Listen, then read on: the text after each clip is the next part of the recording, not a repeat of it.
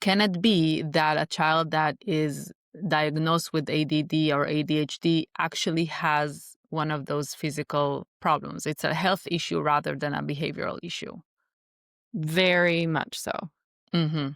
Very, very That's much. very important to know because I don't know what the numbers are right now, but they're definitely skyrocketing and they're Yes. very high.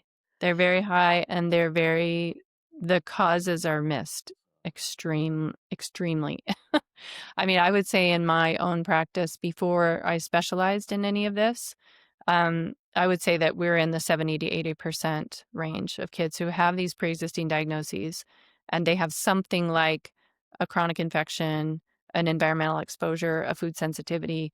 ADHD and ADD are not lifetime diagnoses in my book. Does your child have anxiety, ADHD, ADD, obsessive behaviors, temper tantrums that are not appropriate for their age or for the situation? Or are they behaving in a way that is out of the norm in any way? If you're doing everything right as a parent, your kid's day is structured, they sleep enough hours every night, they eat healthy food, they play outside and have time to just be kids, they're not overscheduled, you're limiting their screen time, they're not having food coloring. If you're doing all these things, all these behaviors shouldn't be present. So in this channel, I mainly talk about different parenting strategies and different parenting mindset. But one thing that most parenting experts are not talking about, and I think it's extremely important to bring it up, is that many times the behavioral challenges that we have with our children are actually health issues and not behavioral issues. In today's episode, I'm interviewing Dr. Jill Krista. Jill is a pioneering naturopathic doctor. She's a best-selling author, devoted educator, and a creative innovator. Her superpower is making complex medical concepts simple and digestible for the average person. Dr. Jill focuses on conditions that cause injury in the brain and nervous system, such as Lyme, mold, PANS, and PANDAS. In our conversation today, we break down these different diseases and we try to create a step-by-step approach for parents who see concerning behaviors in their children and feel like those behaviors can be something deeper, behavioral issues. Jill gives many resources in this episode and breaks down the different symptoms that we may see in our children. We are really trying in this episode, although it's very tricky, to understand the different manifestations of Lyme, mold, PANS, and PANDAS. So I invite you to this really important and informing conversation that I had with her, because not everything is in our control. Sometimes there are underlying issues that we're not aware of that have a major influence over our children. So let's check it out. Welcome, Dr. Jill Krista. I'm so happy to have you on the show today. We're going to talk today about how health issues impact our children's behavior. So why don't you start by just telling us how did you start your journey with dealing with these different hidden diseases that you talk about, like mold, PANS, PANDAS, Lyme, and such?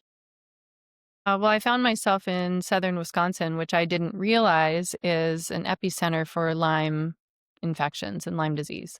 So when I was trained as a naturopathic doctor in environmental medicine as well, and I found myself there in this area that has a lot of heavy metal toxicity. So I thought that was the thing I was working with my patients, and we would chelate them, and then subset of that, patients didn't ever really recover. And when I learned more about Lyme disease and the high incidence where I am in southern Wisconsin, I went and got trained in Lyme treatment through ILADS. And boy, a lot of those people got a lot better when we addressed their hidden Lyme disease. So Lyme infections like Babesia, Bartonella, Mycoplasma. And then a subset of that group wasn't getting better. And in one of those patients, they found toxic black mold in a remodel of their basement.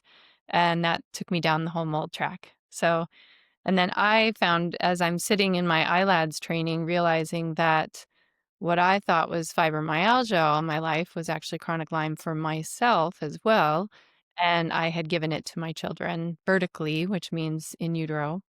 And I have twin boys who then developed PANS from their chronic Lyme that I gave them. So I come by it both practitioner and honestly. So all of these diseases are like hidden, right? Like we don't know that we have them, or we may see different symptoms. How do we know that we have Lyme, mold toxicity, PANS? What are the signs that we can start looking for? So these are both Lyme and mold are the great imitators. So they will imitate any possible condition that's out there. They highlight your Achilles heel, your innate weakness. There are some things that are cardinal with each of them that are kind of like, okay, this one might be more Lyme or this one might be more mold. But in general, if you're doing things that make sense, and so let's say you're seeing a naturopathic doctor or a functional medicine doctor, they're doing all the things that make sense. They've cleaned up your diet, they're working on your adrenals, they're working on your pain, they're modulating your immune system to be stronger. And, most of the time when we get rid of the food sensitivities and we build back the body, get people on a good circadian rhythm, just truly using nature as medicine, including sunlight and sleep time and all that. And, we might need to use targeted herbs in a medical way to exert some sort of physiological change, whether that's lowering blood pressure or, there's specific things we can do with herbs in a very drug like way. And if you're doing all those things that make sense on the books and you're still not getting better, definitely put Lyme and mold in your thought bubble and start to rule those out. So that's kind of the cardinal thing that I see with all of those hidden conditions is you're doing everything else that makes sense, but you're not getting the progress that your doctor would be expecting and sees with other patients. So the thing about Lyme that's different is it migrates. And so you could have a co-infection instead of Lyme disease. Lyme is kind of an umbrella term for the Borrelia bacteria, but also we loosely use that word, and that's a little unfortunate because someone could have Babesia or Bartonella or Mycoplasma or Q fever, or tularemia, all these things that you can get from a tick bite and not have that migratory problem. But if it's Lyme Borrelia, that tends to have a migratory pattern to it. So if your pain moves around your body, that's a really unique thing to the Lyme Borrelia bacteria. Whereas mold, it tends to be more exposure related. So you feel worse at home, you feel better out of the home. You feel worse at school, especially if we're talking about children. They're really either reactive or they're comatose at school. So they have some sort of behavioral or energy change in the situation. And that tends to be more of a mold thing. So, what about if you're trying to deal with those symptoms that you're having through the regular mainstream medical way? They tend to be more suppressed. That model of medicine tends to suppress symptoms rather than working with the body and listening to the symptoms as a kind of like biofeedback from your body. So yeah, I mean, someone might be able to do some kind of suppressive medication to just keep going, but you're going to pay for it in the end. The idea of using naturopathic or functional medicine is to listen to the body's cues and to use the body for itself instead of against itself. Yeah. And can it be that you have Lyme related diseases if you haven't been bit by a tick? Yes. So you can get vertical transmission from your mother. And then there are some of the I'm not certain about Borrelia. This gets tossed around in research all the time as to whether you can get it from other means like mosquitoes and things like that. And I don't think that is proven yet. Whether you can get it through sexual contact or not, I don't think that's been proven. But if we're talking about the co-infections like Bartonella, you can get that from a flea bite. You can get that from a cat scratch or dog scratch, or hamster or gerbil. Any kind of furry little creature can carry Bartonella, and Bartonella tends to create more aggression and irritability. So these tend to be the animals that are going to be more prone to scratch and prone to, like a cat that you're petting three pets and all of a sudden it turns around and bites you. That that's kind of a classic cat thing. But it's called cat scratch fever, but cats shouldn't get all the credit because any kind of creature can spread this through a scratch or bite. And lice and fleas and things like that can also transmit it. Yeah. And babesia can be transmitted with mosquitoes. So there are lots of different ways than a tick bite. And even if you have a tick bite, not all of them are found. Many, many aren't because they tend to go to the hair or the scalp. They might go into the groin or something like that. And so you can have something and not know that you had a tick bite. And you can also have a tick bite and not get infected. Yeah. And how about mold? So mold, I know it's very complex. It's a very complex issue, and we can have a whole show just about Yeah. that. Uh, Yeah. and I know from my experience that you don't necessarily see the mold in your house. So how do you know that that's actually an issue if you don't see that you have it in your house or other places that you go to? That question vexed me for decades. So, because it can be hidden behind building material. People don't know that they have a rampant mold problem. Like in the case of the patient that opened the mold Pandora's box for me, this was all trapped behind building the drywall. And so they had slight moisture signs where maybe the floorboard was buckling, the paint was peeling a little bit and bubbling a little bit, but it was just really very subtle and very hidden. And it isn't mold is more than just the spore problem. So if you're exposed to mold spores, you're going to get more spore type reactions like allergies um, and asthma, and that's pretty well understood in medicine. But the real problem with mold is the toxins. So if it's trapped behind building material, even if the spores are trapped, the toxins that they emit are nanoparticle size, and they will pull into the indoor air. And you can be really sick from mold from the toxin side of it and basically have no spore type reaction at all. And that's what's very terrifying and frustrating as a practitioner to try to suss that out. So I took Dr. Burrascano and Horowitz, are inspirations of mine on the Lyme side. Dr. Horowitz refined Dr. Burrascano's Lyme questionnaire because that's the problem with Lyme too. How do you know if it's Lyme? Because it can look like everything. It can be the imitator. So he developed a questionnaire that was scientifically validated. So you can fill out the questionnaire, and a certain score is the line in the sand that says, okay, this looks a lot like Lyme disease. You need to go see a doctor and get that ruled out. And please go see a Lyme literate doctor.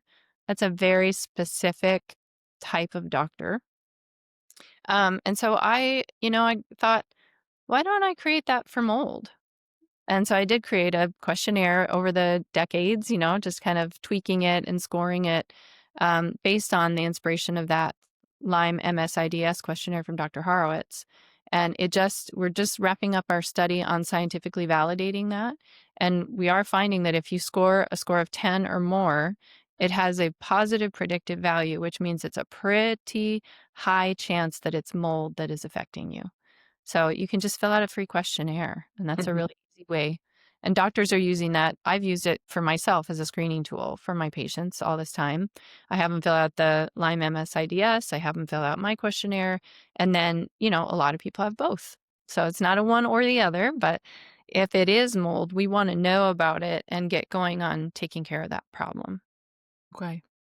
So let's dive into the behavioral issues that we see that may be related to one of these diseases. So what can I see in my child that may like raise that red alerts from myself? hmm It's kind of the same with the symptoms. It's if you're doing everything that makes sense as a parent and things just don't seem to be working. True mechanism that's going on in their brain is brain inflammation, also referred to as neuroinflammation. So, neuroinflammation, depending on where it's happening, and that could be different depending on whether it's Lyme, whether it's one of the co-infections, whether it's mold, whether it's mycotoxins, or whether that neuroinflammation has gone all the way down the continuum and has triggered into an autoimmune disease like PANDAS or PANS. That one is a little easier to narrow down because now this has become a more severe condition where we're seeing extreme fears, separation anxiety, extreme anxiety. You might see OCD. You could see tics. And some sort of behavior regression. Like in a teenager, they might start baby talk. In a child who's able to toilet train, they might go back to not being toilet trained. So something where there's a behavioral regression. We also see there's a classic area of the brain, the basal ganglia, that gets attacked in that autoimmune attack, and it creates a certain thing is happening in the nervous system where if they outstretch their hands and their arms in front of them, they'll start to they call it piano playing. So they'll start to kind of move their fingers because they can't shut down that neuroinflammation continuously tweaking the brain and having it be a movement disorder. So we might see that with pandas and pans, but when it's down on the other side of that spectrum, it can look like neuroinflammation can either make a child go one way or the other to the extreme. They can either be a hyperactive kid and very reactive. Again, we see fears and anxiety and things like that, but more of the ADHD picture and ADD picture. Or they could be the kid that goes comatose with their neuroinflammation. So they're very good and, well behaved in school because they're half asleep. Things just aren't going through. They're having learning difficulties. So they're very well behaved, but they have learning difficulties because things just aren't getting through. So we see some kind of extreme either way, whether they're a hyper or a hypo actor from that neuroinflammation or brain inflammation.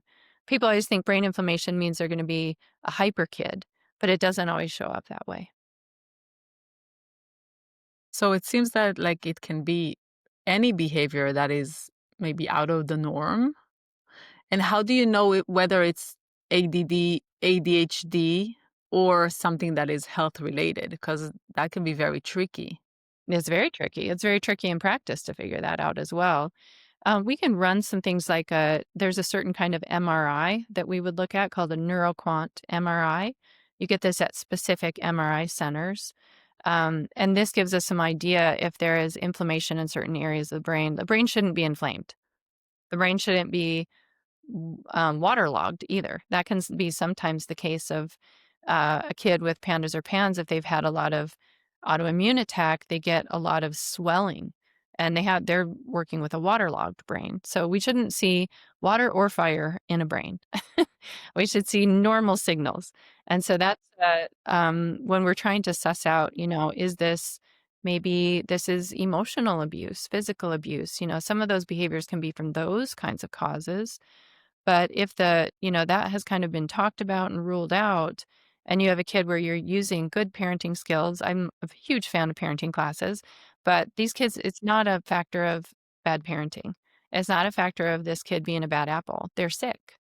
And to the degree when it's pandas and pans, I try to explain this to kids, have you ever had pneumonia or the flu? This is how hard your immune system is working. So to expect you to go through an 8-hour day at school while you're fighting the flu is really too high of an expectation. We need to give your body a chance to catch up and heal.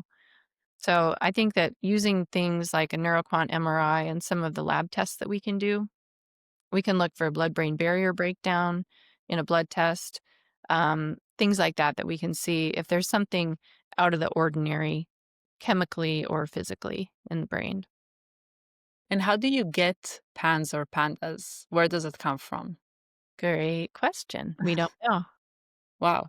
So PANDAS is tied to a strep infection, where the thought right now is that there's biomimicry. So the strep protein looks like a brain protein in the basal ganglia at the dopamine receptor and at these cholinergic neurons, which just means they use acetylcholine. So then the immune system says, we're sick with strep. This protein looks a lot like it. Let's attack it. However, we have PANS, which had to be created as a secondary classification of neuroinflammation disorders that had happened from other infections. So flu is a really, really big trigger for this. Also Lyme and co-infections. Also other types of small molecules that tend to go intracellular, like mycoplasma pneumonia. some of the encephalitis viruses like Coxsackie B, parvovirus, but I've also seen it from environmental only. So mold, weed killer, atrazine, glyphosate being the big dose that happened that triggered a kid to develop these. That is a new and not talked about part. That's what I talk about in my book, A Light in the Dark for Pandas and Pans, that it is not just the infections. Something, kids get infections all the time, and you're supposed to have the infection, recover, move on. But two problems: we don't let kids completely heal in our culture. We push everybody to get back to productivity. So we don't have Mm. a convalescing period in our culture, because we don't let parents take time off when their kids are sick. It's just not an accommodating culture for recovery. Also, because of antibiotics, a kid can be on strep antibiotics, and we send them back to school after 24 hours because they're no longer infective. Well, they're not better, you know? So we're kind of culturally creating this. Um, and the second is that if a kid is not recovering from an infection, then there's some sort of immune depletion that's happening. So they walk into that infection already impaired. And so if they're tipping into an autoimmune diseases happen when we have a low immune system, not an overactive immune system. So something in their immunity is not catching up and keeping up with the demands. And often that's because of the environmental part. So would it help, like, just maybe as preventative measure to make sure that we let our kids really recover and heal when they have those just regular diseases like flu, um, Yep. different A cold. viruses? Yeah. Right. Yeah. That would be a really good start. The other thing that we could do as practitioners is to stop relying on the rapid strep test as the last word on the strep infection. If Hmm. you look at the insert of these rapid strep tests, it says follow every negative rapid strep with a culture. We've moved from where we culture everybody to doing these in-office rapid strep tests and then treating that as the word. And that's not good medicine. We need to be following up every negative one with a culture. And we're missing, anywhere from 18 to 20% of strep infections by using that test, which means the kid goes untreated, even though they did have a strep infection. No test is perfect. So, we really need to be looking at the child. And we went through this whole pendulum swing in medicine where we got a phobia about antibiotics and not to use them as frequently, but we still need to be using them when they're indicated. And whether it's pharmaceutical or herbal, kids who are sick need treatment and they need time to coalesce and get better. So Or strep convalesce, not coalesce, convalesce. Yeah. strep infection, we can have strep and not have symptoms for it at all, right? There can be strep carriers, and we've normalized that as well. Oh, they're just a carrier. Well, no one should be a carrier of any kind of infection. That means they're a poor responder, according to my way of thinking. So if you have a parent who's a carrier, they are like a walking time bomb for a child who has any kind of immune depletion because they're continuously being exposed to that strep. So no wonder their immune system would say, we're constantly under attack of this strep thing. Let's go find every protein that looks like strep and attack it. So I don't accept the term strep carrier. I think that needs to be treated. And the treatment for strep that you recommend would be either antibiotics, medical or herbal antibiotics. Both. It just depends. And then if they're an adult who's a strep carrier, they need immune modulation. That means their immune system is not up for the task to get rid of it all by itself. So usually they need something to boost up that immunity. A lot of people are too low in vitamin D. So that would be somewhere where I would be assessing that for starters. Okay. So this is a lot. Yes, it is. I'm Yeah, overwhelming people with too much information. So hopefully yeah, people just re-listen. Yeah. yes, I know. It's a lot of information, but I want to make it simple. Maybe we can categorize the different behaviors that we see. Because you started by talking about the behaviors that we can see when there is PANS or pandas infections. with the behavior regression and kind of just like the hyperactive behaviors? Not always, but anxiety, fears, anxiety, Anxiety. separation anxiety. Okay. Uh, you might see movement disorder with tics, you might see OCD, but in clinical studies, the fears and the anxiety is the overriding symptom. The reason we can be very specific about those for pandas and PANS is that there are clinical criteria for the diagnosis that have been defined by experts and cohorts that, there's these groups of doctors that get together and have created a clinical criteria. Unfortunately, those two conditions started in the mental health sphere, even though they are a body problem. So, Mm. in the mental health sphere, you have the clinical criteria determined by certain behaviors. However, these are physical conditions that are affecting the brain and how the brain behaves. So I look forward to the time when we have blood testing that can say, this is PANS, PANDAS. We do have some blood tests that can be done through molecular labs, but they are not part of the criteria for diagnosing it. These are diagnosed through behavioral changes, which is the manifestation of these conditions, but that is not the cause of these conditions. The cause is physical. But yeah, I would love to categorize for you, but it's not categorizable. Wow. Lyme, mold, co-infections, there is no clear determining behavior that you can nail down to be one or the other. It truly depends on a number of factors with the child, their genetics. There's a lot of things that come into play. Okay. Yeah. So one question before we really break this down into something like practical step by step that parents can take if they see these symptoms in their children. Um, can it be that a child that is diagnosed with ADD or ADHD actually has one of those physical problems? It's a health issue rather than a behavioral issue. Very much so. Mm-hmm. Okay. Very, very That's much. very important to know because I don't know what the numbers are right now, but they're definitely skyrocketing and they're Yes. very high. They're very high and the causes are missed extremely.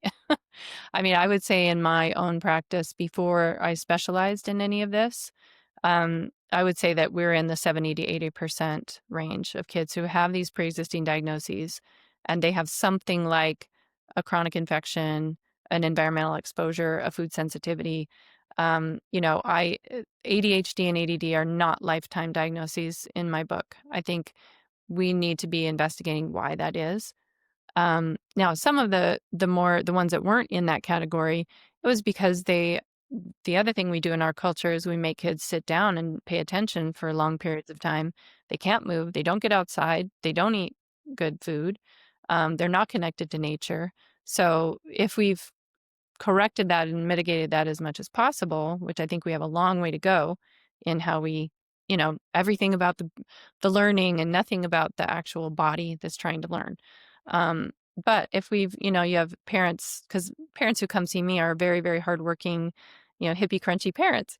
So I get to kind of weed out these people that are doing, Skittles for math time and that kind of thing. So these are families that are getting outside. They are connecting with nature. They are eating healthy diets. They're being as clean as possible with their cleaning supplies in their home and those kinds of things.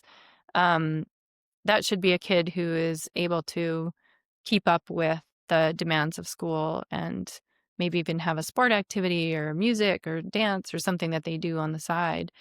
But yeah, we have a really weird culture that does not foster health Yeah, at all. absolutely.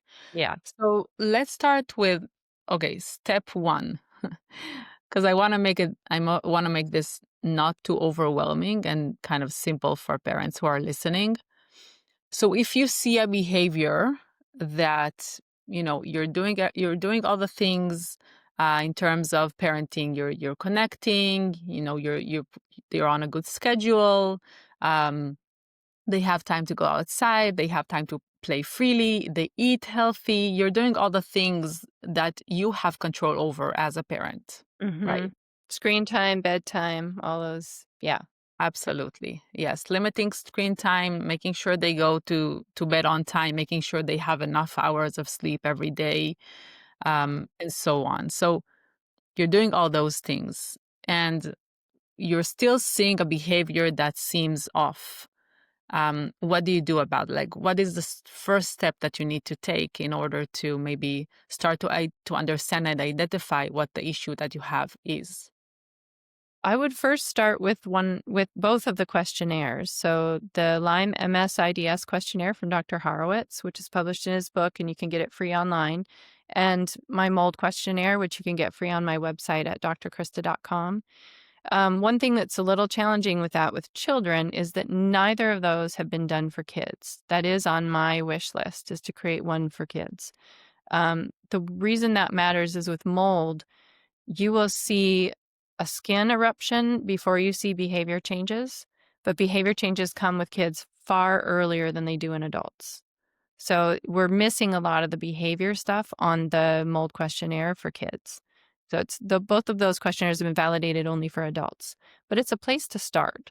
And just to see if they're scoring high or even mid high, it's time to go find a Lyme literate doctor and a mold literate doctor to just make sure that you've ruled that out.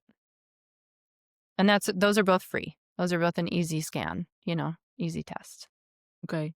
And that is even if you don't believe that you have exposure to Lyme or mold. Exactly. Because they're the great imitators. So again, you're doing all the other things that make sense. And that's the cardinal we talked about in the beginning. Like, you're doing everything that makes sense and you're still seeing changes in behavior or health. Um, Look to the imitators. And the earlier you find it, the easier it is to treat. So a lot of times families are like, no, no, no, we don't want to know if it's mold. We just don't even want to know if it's Lyme because we've heard that's really hard. And, they start to kind of put blinders on and close their ears. Please, please, please. If you have done all of these things, you've gotten the food allergies out of the diet, like some classic ones are gluten, dairy, um, eggs can also be one. So, that would be something I would start with families. Just try that. No one's going to go nutritionally deficient if we get rid of those things in the diet. Get rid of the food colorings, do the bedtime, the screen time, the outside, exercise, movement, all of those things. So if those are being done and you still don't see a change, or maybe you see a mild change, but they're still very volatile or vulnerable, go look for the imitators. And the sooner you find them, the easier they are to treat. Okay, so they're doing the questionnaires and those are for Lyme and for mold. Mm-hmm. Is there some kind of questionnaire or something that, like, a list of symptoms that they can look at for PANS or PANDAS as well? That's in the clinical criteria. Yeah. So if you go to the PANDAS, pandasnetwork.com or org, I always forget. They have the behavioral symptoms in the clinical criteria that they can look at. And they have to have certain behaviors that are part of the major criteria. Although again, the easier you get at these, the easier, or the quicker you get at them, the easier they are to treat. So when we're looking at like a PANS diagnosis, your kid may have a lot of the things that are on the criteria for diagnosing, but not meet the criteria. Even then, that is a good idea to go see a PANS literate doc and say, we think this might be going on. And if it is, it's much easier to bring the kid back to normal the earlier you catch it. So there are subclinical cases of PANDAS and PANS where they're almost there, but not quite. So one of the things that I see in practice is the criteria for PANS is that it's abrupt, an abrupt onset of fears, an abrupt onset of eating restriction, and it's all this focus on abrupt, abrupt, abrupt. So it was an acute thing, it happened abruptly. Sometimes if they're a real immune depleted kid, especially a kid who is born with some sort of immune stealth infection, it is abrupt, but it's not a big change. So the kid might start lining up their shoes, or they might start being afraid of, riding in the back seat and they have to ride in the front seat near a parent. So that's separation anxiety. So it might show up like they're just being clingy or Maybe they're being really neat and tidy. Maybe they're washing their hands more because they have an inside fear of infection, but they can't verbalize that. And as a parent, you just say to yourself, "Woo, I'm doing a great job as a parent. My kid's washing their hands a lot," you know? So you do your own, like, pat on the back and, "Oh, they just got really clean and finally cleaned up their room." That when we then later, when the behaviors become more disruptive to the regular daily living, a lot of times we look back and the parents can say, "You know what? That I bet that's when that started because she started to do that right after she had the flu or right after COVID or, something happened and, 1 to 3 months later, this kid has a behavior change." Yeah. So do we see like the deterioration quickly? In the classical sense of PANS and PANDAS, it is quickly. It's an abrupt onset. But there is non-classical one that is showing up more with kids who have a stealth infection that's been passed from mom to baby, and they've lived with it their whole life, so they've never been the kid that's like they're not winning the, best attendance award at school. You know, these are kids that kind of miss every so often. They miss the dance recital, they miss because they tend to get sick, and then when they get sick, it takes a while to get better. That's a kid who's smoldering with something, and, if we really dig into it, we can help them and immune boost them so that they don't have to be the sickie anymore. You. I have a personal question to ask because my 4-year-old has been complaining that his back hurts. And, at the beginning, I didn't pay much attention to it, but he's been saying it over and over for the past few weeks.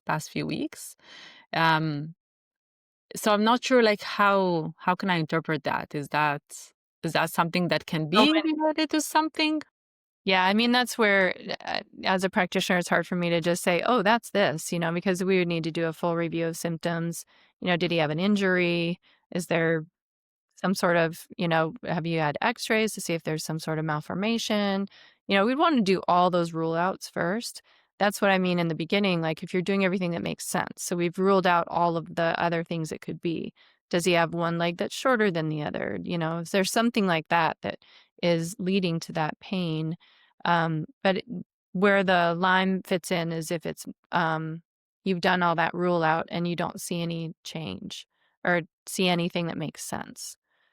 There are a lot of kids who are dealing with these pains, they knee pain or incoordination and back pain, neck pain, that are just kind of like low grade Borrelia infections. So they Hmm. get better when we treat it. So you can say some of the naysayers say, well, that's just because antibiotics have an anti-inflammatory effect.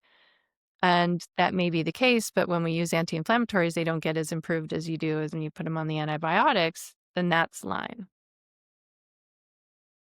Because definitely my kids have been bitten by ticks. Yeah. Um, You're in the area. yeah, yeah, Yeah. absolutely. And we try to, I mean, depending on how long the tick was on them, I don't know if it even matters, but we try to send the tick to a lab Mhm. to get it tested, and all That's a the tests great that we did were negative for everything. So yeah, I don't know if we should still be worried about it or not, basically. Yeah, because there can be ticks you don't see, and that's the problem. Yeah. So it's good that you're testing the ticks. I think that's really important for people to understand. It's much easier to test a tick at autopsy as we can crush it up and look at all its contents in its stomach. How long it needs to be attached is really debated. The Q fever can be transmitted in as little as 15 minutes. And it has been shown that ticks have Borrelia in their saliva, so which could potentially transmit right away. We just don't know from animal studies, they're using monkeys and things like that. We don't know if that tick saliva is enough of a bacterial load to create an infection. But we do know that tick saliva does cause the Borrelia to migrate from tissue into the bloodstream to meet the other Borrelia. It's like, oh, company's here, new new people to meet. So it will cause that migration. So sometimes a tick bite that's clean can induce a hidden Lyme or a controlled Lyme to reactivate. Yeah. And the testing for Lyme disease is really ugh. It's fraught with complications because it's a very complex bacteria. So there are new technologies that are being developed to try to find it better, um, like immunoblot and T cell testing and things like that. But to expect that we're missing a lot of Lyme because we're using bad testing, and we're only testing one strain with regular tests. And there are 14, I think 18 now strains of Borrelia. There's also tick-borne relapsing fever Borrelia, which is not at all covered on the conventional labs. That's that's very concerning in and of itself. Yes. I mean, the HHS just, I think, yesterday or the day before came out with a statement that, chronic Lyme does exist and we need to stop gaslighting these people that have chronic Lyme. So finally, our own government is saying, hey, we need to pay attention to these people. They're really struggling. It's affecting productivity and quality of life and all kinds of really important things. So, like for your son with chronic back pain, that is one of the common symptoms of Lyme Borrelia and tick-borne relapsing Borrelia. Um, but we'd want to make sure that we're looking at all the other things it could be. It could be structural. It could be that an injury. Be lots of things. Yeah. hmm But you are in Lyme So, country. oh yeah, absolutely. So we did I'm taking us back to the steps. Yes. We did the questionnaires. We tried to look at the different symptoms of PANS and PANDAS. And I will link to all those in the show notes as well, so people can find it easily. Um, and now what? Let's say we suspect that our child does have one of those issues. Like, who do we go to? Because I feel like most doctors will not know what to do with those situations. So how do we know if we have a good practitioner or doctor that has the right knowledge to actually help us in the condition? In the Lyme world, that's a little easier to find because they are listed on the ILADS website, which is ilads.org. These are more Lyme literate doctors that do pay attention to things like all of the other types of Borrelia and the co-infections and chronic Lyme and that kind of thing. And then for kids, looking at the MAPS doctors, so this would be medmaps.org. These are doctors that are focusing on pediatrics, which is wonderful when we're talking about kids and behavior, and realizing that not all behavior is, you know, just bad parenting or a bad kid. It can be physical. And so the MedMaps doctors, they have a list of practitioners that are MAPS fellows that could be a place to go for help. And for mold, you can look for the NAEM, um, National Academy of Environmental Medicine. They have resources, and also ICI, which is ISEAI.org. Also a lot. So that's going to be your more environmental mold people, mold literate. Yeah, and I wrote a couple books to help people out. If you want to do the DIY, I get lots of emails that says, "Thank you so much. We healed our family with what you gave us in the book." I can tell you're very analytical because you're like, let's put this in steps because that's how my brain works too. So when I wrote my mold book, I tried to keep it very, very simple. The language is not technical. It's for regular everyday people. And I laid out the steps that I take to treat someone for mold. And I give the order, the doses, the cautions, everything like that is inside that book. And I did the same for pandas and pans in my book, A Light in the Dark for Pandas and Pans. So a lot of times, I encourage people to get a doctor who can help you because especially in pandas and pans, that's actual brain damage that's happening. The brain is attacking, the immune system is attacking the brain. And so the more quickly we can get to it and the more, if we need aggressive measures like IVIG or whatever, we shouldn't wait on that. But unfortunately, a lot of these doctors are booked up. So the books give you not only things you could do all by yourself, and a lot of families have written in that said, we did it. We're on the other side of it. Thank you. And all we needed was the herbs and the nutrition and knowing, the order of things to do, knowing to treat the whole family if they're strep carriers. Right. But sometimes you need that extra medical intervention.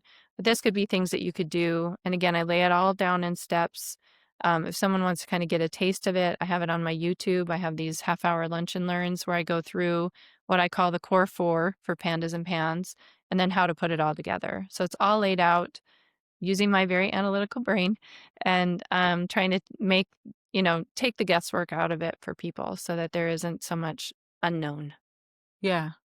So basically, most of these issues can be dealt naturally Mhm.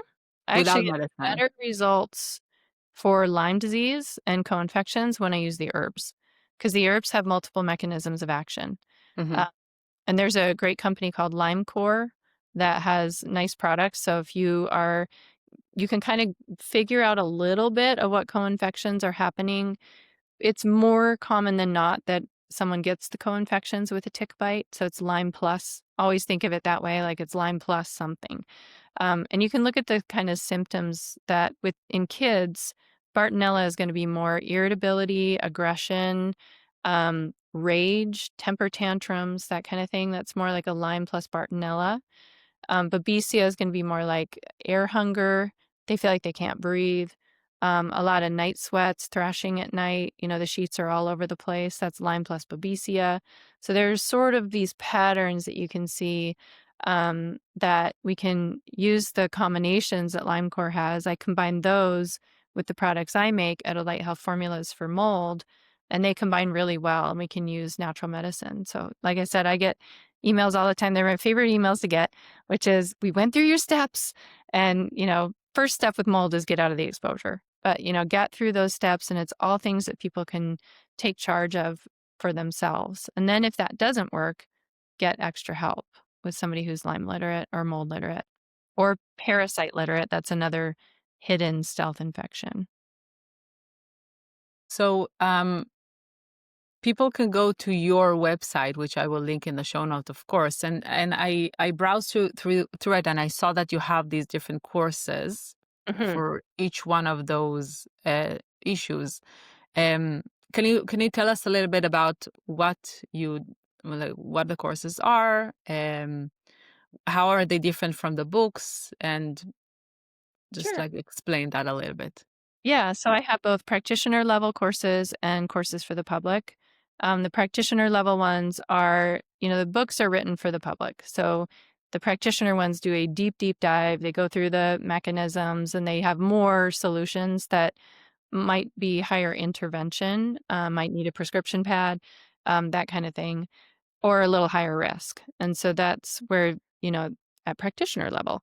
And I have a fundamentals course for mold, an updates course for mold, and then a fundamentals for pandas and pans. And then my parasite class is coming out in 2026 for practitioners.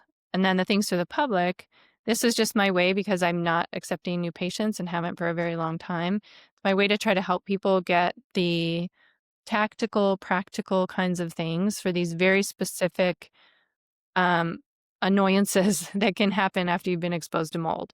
So whether that's salicylate sensitivity, oxalates, there are some signature nutritional deficiencies that go with those kinds of things. There's some tactical things that we need to do differently medication-wise, actinomycetes, endotoxins, how to do binders, because I have a very different way of doing that, more natural. And and you don't need binders to get better from mold. So we talk about that. What can you do instead of binders? How to do antifungals, nasal sprays. If you're just beginning at this, I have a mold for beginners class. I have a pandas pans for beginners. And then in 2026, we're going to hit biofilm, mast cell. I have like 4 years of classes planned out because I have a lot to share. So yeah, we're just trying to give these are more hands-on workshop kind of things of, if this is your specific thing that mold kind of pushed you into, how do you do that? What brands do I like? What doses? And, make it really practical, actionable. That's great. That's awesome. Um, let's finish with a positive, optimistic note. So, can all these issues be resolved eventually if we're taking the right steps? In most cases, yes. Yeah. Pandas and pans, that can be something that someone takes into adulthood. because that can cause so much changes in the brain, and the brain heals very slowly. So they can get completely better. A lot of these kids become adults that have to be very careful with their health. Same thing with mold. A lot of times, again, I'll get emails from families that say, that was actually the best thing that could have happened to us because we have become so much healthier of a family just in how we eat, and we don't overclutter our house. We don't overextend our schedules. We've slowed down. Um, just overall, they're healthier in general. And even the family members that weren't yet sick had other things that has gotten better because they've become overall more health conscious. So, yeah, I mean, these are sometimes the weirdest gifts to be given. Yeah. Yeah. And I think it's so needed in our society, Mhm. these wake up calls. Yeah, I mean, we have a real wackadoodle culture. I think we really need to take a look at that, just how we're designing our lives.